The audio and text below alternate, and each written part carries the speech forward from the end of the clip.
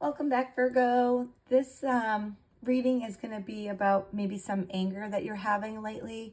I just thought that this maybe would be helpful to you guys because just kind of knows everyone seems to be kind of on edge lately. So I thought maybe this might kind of really help, okay? So first off, what's causing this anger that you might be feeling? So here we have the Queen of Cups. And the Queen of Cups is really saying, Virgo, that right now your anger is really rooted in emotional sensitivity. So this could be yours or somebody else's. And this card can really point to like you're feeling emotionally overwhelmed or underappreciated. So this could mean that maybe being a caretaker or an empath who kind of absorbs others' pain but doesn't get the same nurturing in return. So this anger might stem from feeling like your emotional needs really aren't being seen, heard, or valued, especially by those who are close to you. So basically, emotional exhaustion or feeling taken for granted while you're busy taking care of others is really what's getting you right now, Virgo. So why is this affecting you? So here we have the Nine of Cups in reverse. And this card, the fact that it's in reverse position here is suggesting like a deep disappointment. So you're not getting what you thought would make you happy. You might feel like you've worked hard for emotional or personal fulfillment only to realize it's not satisfying, or that you sacrifice too much of your own joy for others' comfort. So unmet expectations and suppressed desires. You're angry because you've denied yourself for too long, Virgo. So let's see how you can kind of come to terms with this anger. Okay, so here we have the Two of Pentacles in reverse. Basically, this is saying you're really trying to juggle too much right now, emotionally and practically. So the fact this card is in reverse shows that you've kind of reached your breaking point here. I don't know if you're seeing a trend with these cards right now, Virgo, but you really need to acknowledge that you can't keep everything in balance all of the time, and that you're trying to control or please everyone is really only hurting you. So this card's basically saying it's time to let something go and to prioritize yourself and stop overcommitting, okay? And how can you move past this anger? Okay, so here we have the Page of Swords in reverse.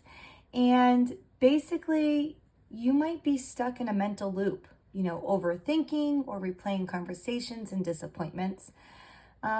This card can also kind of represent spying, like defensiveness or distrust in something or somebody. So to move forward, you really need to step back from the mental overanalysis and kind of avoid passive-aggressive communication. So not to use intellect to shield your emotions, to confront them honestly, okay? So the path here that you need to take is to really kind of cut through the mental noise. Speak honestly, but you really need to start with yourself. I don't know if you see the trend here, Virgo, that you really need to start thinking about you here, not everybody else. And our last card is going to be how to put this anger into action. All right, so here we have the Nine of Pentacles in reverse. So this is just saying that,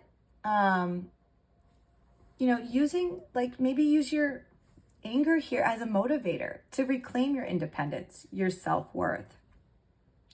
Okay, so the reversal, the fact that this is in reverse, implies that, you've become too dependent on others for validation, or that you've been compromising your standards or boundaries to kind of keep the peace.